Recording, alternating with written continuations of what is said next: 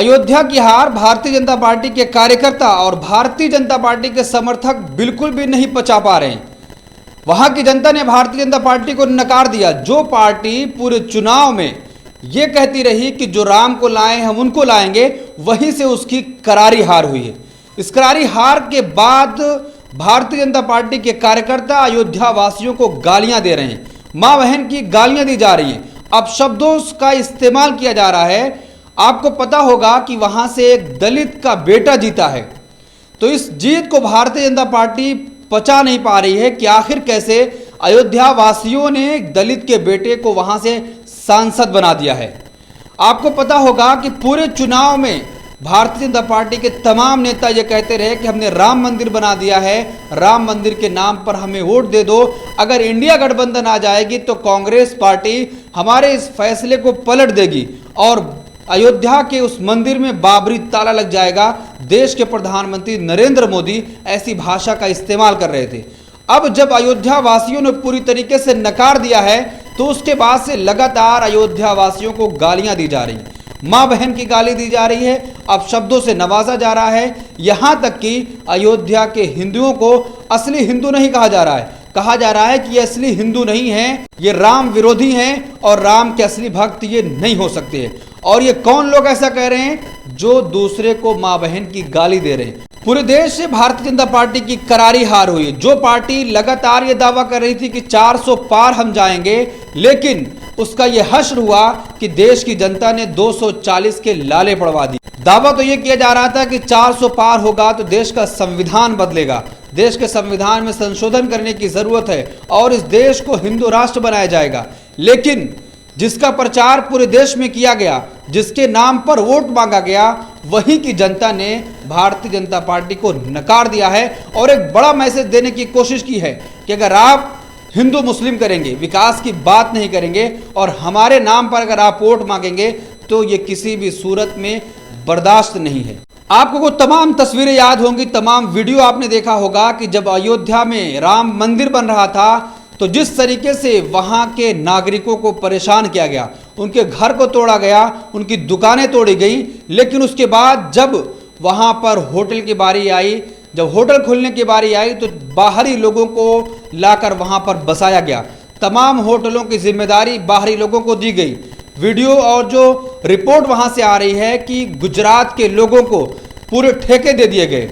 जो भी वहां पर काम हुआ, कंस्ट्रक्शन हुआ, दुकानें बनी, घर बने, होटल बने, सब गुजरात के लोगों ने बनवाया और अयोध्या वासियों को सिर्फ वहां पर नौकर की जिम्मेदारी दी गई कि आप अगर होटल में रहोगे तो आपको पानी देना होगा, खाना लाकर देना होगा और आपको असली जिम्मेदारी नहीं दी गई, जिसकी वजह से वहां के लोग खासे नाराज थे और उस नाराजगी की वजह इस लोकसभा चुनाव में अयोध्या की जनता ने भारतीय जनता पार्टी से ले लिया। पहले आप इस वीडियो को देखिए कि किस तरीके से गालियां दी जा रही हैं अयोध्या वासियों को। ये अपने आप को राम भक्त कहता है, लेकिन असली राम भक्त ये नहीं हो सकता है कि किसी को आप गाली देंगे। पहले आप वीडियो सुनिए। नमक गरम खा के जिसका खाया उसी पे बहन के लोड़ हक दिया तुमने है। लोड़ो तुम पे आज देश से बढ़ के, धर्म से बढ़ के आज जातिवाद हो गया तुम्हारे लिए है।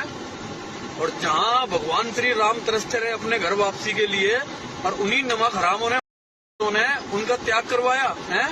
और आज जिस पार्टी ने कार सेवक, लाखों कार सेवकों पे गोलियां चलवाई हैं, उन नमक हरामों को तुमने जिता दिया।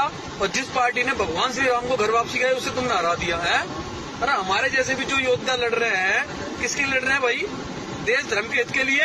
ये अपने स्वाभिमान, पर्सनल स्वाभिमान की लड़ रहे हैं क्या हम? ये लड़ाई स्वाभिमान की है, देश धर्म की है।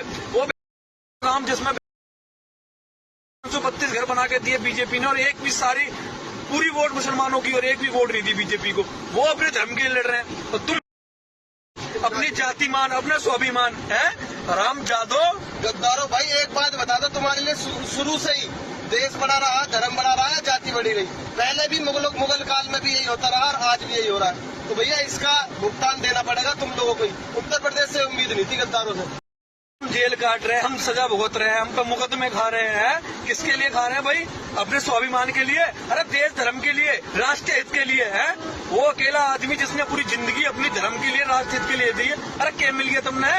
जिस दिन से अयोध्या वासियों ने भारतीय जनता पार्टी को नकार दिया है और एक दलित बेटे को वहां से सांसद बनाकर भेजा है, उसके बाद से ही लगातार उसके जान को खतरा है। बहुत से लोग जान से मारने की धमकी दे रहे हैं और देश के कोने कोने से ऐसे मैसेज आ रहे हैं और ऐसी बातें कही जा रही हैं कि अब लगातार खतरा बढ़ता जा रहा है। एक महंत ने जो कुछ कहा है और वो कह रहे हैं कि अयोध्या वासियों ने कैसे नेता को चुना है, कैसे दलित कोड दिया है जो 2-4 दिन में ही मर जाए। कौन कब तक जिएगा, कौन कब मरेगा, ये किसी को नहीं पता है, लेकिन ये महंत कह रहे हैं कि 2-4 दिन में मौत हो जाएगी।